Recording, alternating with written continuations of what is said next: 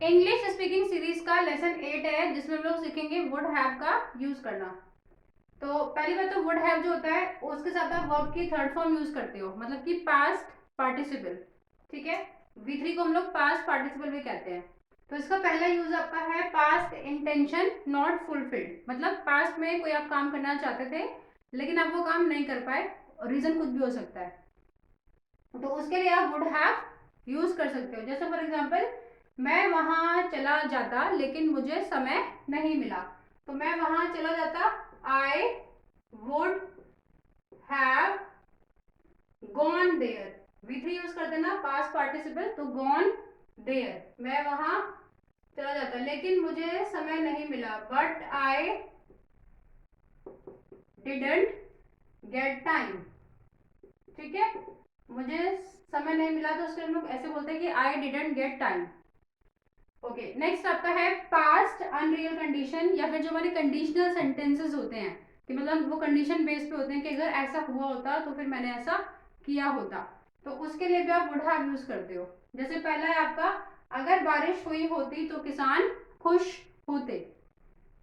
Okay, अब इसमें एक बात ध्यान देने वाली है कि जो हमारा कंडीशनल सेंटेंस होता है ना, उसमें हम लोग जो स्टार्टिंग का आपका सेंटेंस है उसमें आपको हैड प्लस V3 लगाना होता है, हैड प्लस V3, और फिर जो बाद वाला सेंटेंस है उसमें आप वुड हैव यूज करते हो, और सेम वुड हैव के साथ भी आपका V3 ही लगता है।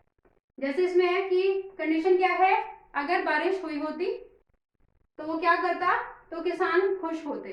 ओके, तो अगर बारिश हुई होती, इफ इट हैड रेन्ड, ये पास की बात हो रही है। ठीक है, ये हमारा पास में है सेंटेंस कि अगर बारिश हुई होती तो किसान खुश होते। तो इफ इट हैड रेन्ड तो क्या होता, तो किसान खुश होते। The farmers would have been, the farmers would have been happy. इसके बाद आपका है, अगर उसने तुम्हें देखा होता तो वह बहुत गुस्सा होता। अब आपका कंडीशन क्या है कि अगर उसने तुम्हें देखा होता तो क्या होता, वो बहुत गुस्सा होता। तो ये आपका कंडीशन वाला सेंटेंस है, तो इसमें आप क्या करोगे, आप इसमें हैड प्लस V3 लगाओगे। अगर उसने तुम्हें देखा होता, if he had seen you, if he had seen you, तो वो बहुत गुस्सा होता, he would have been very angry। ठीक है, तो वो बहुत गुस्सा होता, he would have been very angry। Okay, I hope आपको कंडीशनल सेंटेंसेस क्लियर हो गए होंगे। अब थर्ड यूज आपका है expressing belief about the past, मतलब पास्ट के बारे में कुछ आप बिलीफ एक्सप्रेस कर रहे हो कि हाँ मुझे यकीन है कि वो काम उस टाइम तक हो चुका होगा।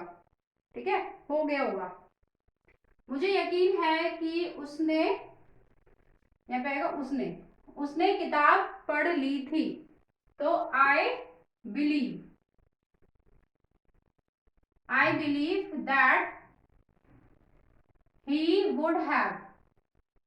ठीक है, ही would have read, read red, red spelling same रहती है आपकी, तो ही वुड हैव रेड क्या, किताब ना, तो आपका the book.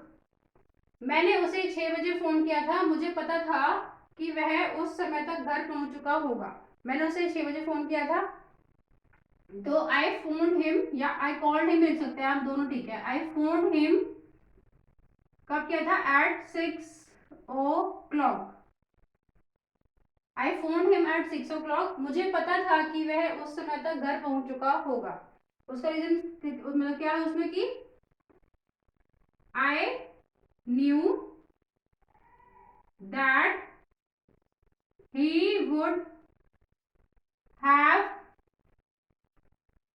Been reached by that time, he would have been reached there, been I'm sorry, he would have reached there by that, reached by that time। Okay, ये आपका last sentence है, अगर थोड़ी गर्मी होती तो वह तैरने गया होता। आई विश कि आप ये सेंटेंस खुद बनाइए, इसको ट्रांसलेट करिए और कमेंट सेक्शन में लिखिए।